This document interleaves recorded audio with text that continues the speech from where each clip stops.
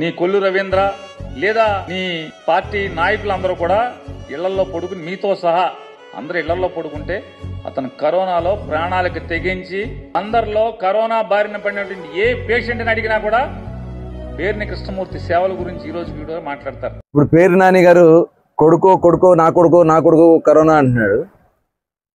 ఇవాళ కరోనా సమయంలో ప్రతి ఒక్కరు కూడా ఎంతో కొంత సేవ చేయాలని బయటకు వచ్చారు. మా తెలుగుదేశం పార్టీ నాయకులు కానీ కార్యకర్తలు కానీ ఆ రోజున పెద్ద ఎత్తున నిత్యావసర సరుకులు పంపిణీ చేశారు, కాయగూరలు పంపిణీ చేశారు, పాలు పంపిణీ చేశారు.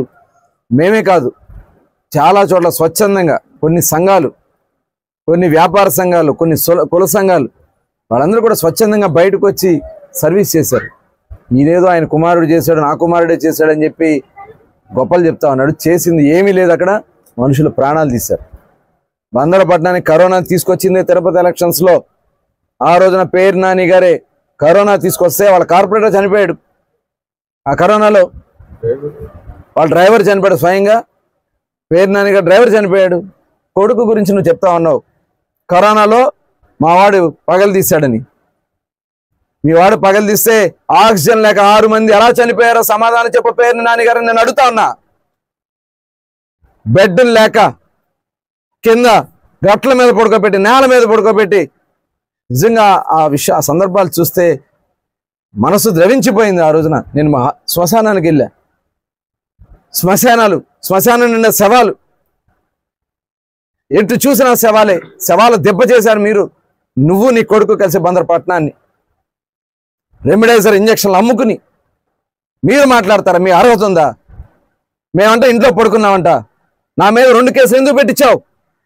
కరోనా టైంలో చిలకలపూడిలో రెడ్ ఏరియాలు పెట్టించి వాళ్ళందరినీ క్వారంటైన్ సెంటర్లో పెడితే వాళ్ళ పలకరిస్తాకి వెళ్ళి అక్కడ చనిపోయినటువంటి బాడీని తీసుకొచ్చి శ్మశానానికి వస్తుంటే పోలీసులతో అడ్డగిచ్చి నా మీద కరోనా కేసు పెట్టింది వాస్తవం కాదా? మమ్మల్ని ఏమో కరోనా కేసులు పెట్టించావు అంటే నేను ఇంట్లో పడుకునే కేసులు వస్తాయా? నీ కొడుకు వల్ల, నీ వల్ల ఎంతమంది, కొన్ని 100 మంది చనిపోయారు మచిలీపట్నంలో మీ అశ్రద్ధ వల్లే. ఇవాళ మీరు ఏదో కరోనా హీరోలుగా చెప్తా ఉన్నారు. పెరుగన్నం తింటే హీరో అవుతాడా?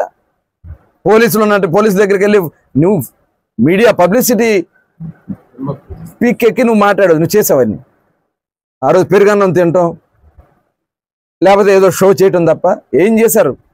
నువ్వు నీ కొడుకు చెప్పుకోవాలి. నీ మీద నీ కొడుకు చెప్పాలి, నీ కొడుకు మీద నువ్వు చెప్పాలి. అంతకంటే ఎవరు చెప్తారు? బందర్లో నా మీద కేసు పెట్టావు. 54 రోజులు రాజమండ్రి జైల్లో ఉండొచ్చాను నేను కరోనా సమయంలో కదా. అది ఇంట్లో పడుకున్నానా నేను?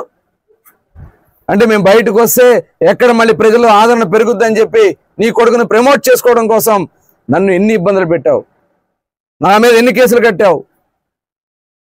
స్వయంగా నా తల్లికి ఆ రోజు నేను కార్యక్రమం చేసుకోవాల్సింది ఉంటే ఆ కార్యక్రమాన్ని కూడా జరగకుండా మరి తీసుకెళ్లి పోలీస్ స్టేషన్ చుట్టూతా ఎవరికి కూడా సమాచారం ఇవ్వకుండా అర్ధరాత్రులు చీకట్లో 3 పోలీస్ స్టేషన్లు తిప్పించింది వాస్తవం కదా?